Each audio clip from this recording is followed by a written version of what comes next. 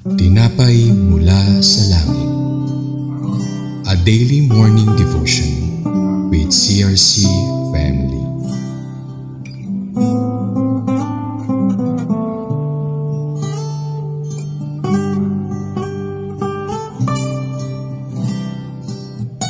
Magandang umaga po sa bawat isa. Ako po si Sister Rihanna Gina Rosales from CRC Calamba Daughter Church. Samahan niyo po kami sa ating programang Tinapay Mula sa Langit, ang pang-araw-araw nating devotion sa salita ng Diyos. Pero bago po tayo magsimula, samahan niyo po ako sa isang maikling panalangin. Dakilang Diyos na makapangyarihan sa lahat, salamat po sa panibagong araw, pag-asa na ipinagay mo po sa amin. Salamat po na kami ay pinagsama-sama mo dito sa aming programang TMSL upang mag-aral ng iyong mga salita. Bigyan mo po kami ng karunungan at katalinuhan upang maunawaan po namin ang lahat ng nais mo iparating sa oras na ito. Sa iyo po namin ito pinagkakatiwala. Maraming salamat po. In Jesus' name we pray. Amen. Ang atin pong devotion sa umagang ito ay pinamagatang Moses the Expositor na mababasa sa Deuteronomy 1 verse 5. Sinabi po rito sa NIV, East of the Jordan in the territory of Moab,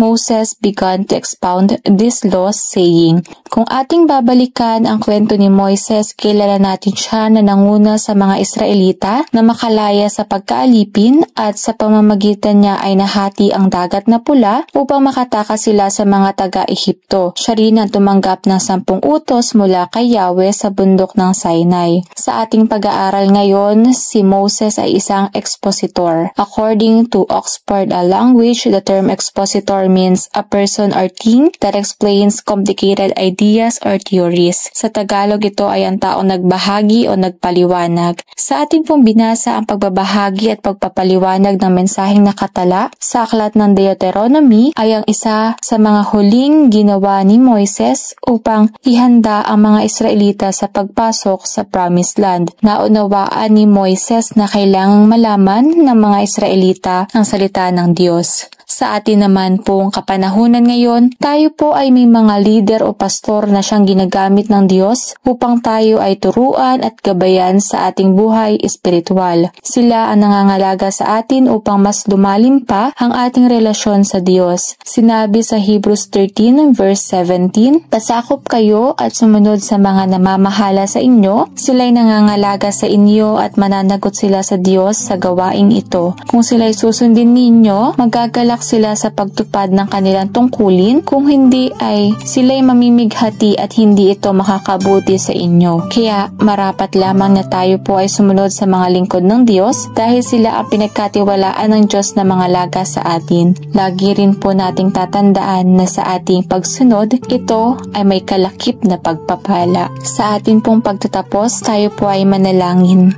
Praise God, Hallelujah, Jesus, maraming salamat po sa umagang ito na ibinigay mo sa amin. Salamat sa mensahe na ipinarating mo, katuruan sa bawat isa sa amin na kami ay pinapaalalahanan mo na sumunod sa mga taong itinalaga mong mga laga sa amin, sa aming mga leaders. Bigyan mo kaming pusong masunurin, submissive heart sa lahat ng nais mong ipagawa at sa mga oras rin na ito, sa lahat ng aming mga gagawin sa buong maghapon, proteksyonan at gabayan mo kami sa aming pang mga pupuntahan at gagawin na walang gawa ng kaaway ang magtagumpay sa amin.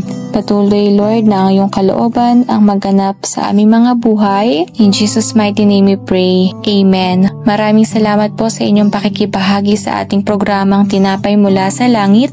Muli niyo po kami samahan sa araw ng bukas, 5:30 AM para sa ating pang-araw-araw na pagbubulay ng salita ng Diyos. Malaya po natin itong i-share sa ating mga kapamilya at kaibigan upang mas marami pa ang makapakinig at mapagpala ng salita ng Panginoon. Muli, magandang umaga and God bless us all.